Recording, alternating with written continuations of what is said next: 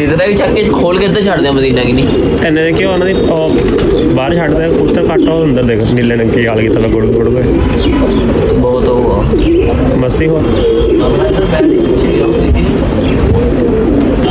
ਹਾਂ ਕੰਧ ਕਰਕੇ ਨਹੀਂ ਤਾਂ ਆ ਤਾਂ ਜਾਂਦਾ ਉੜਿਆ ਪਹਿਲੀ ਵਾਰੀ ਉਤਰਨ ਦਾ ਪਤਾ ਨਹੀਂ ਕਿਉਂ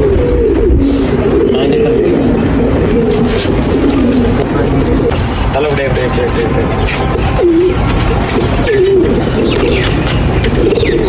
ਇਹਨੂੰ ਕੱਟਾਂ ਦੀ ਲੋੜ ਦੀ ਓਕੇ ਨਹੀਂ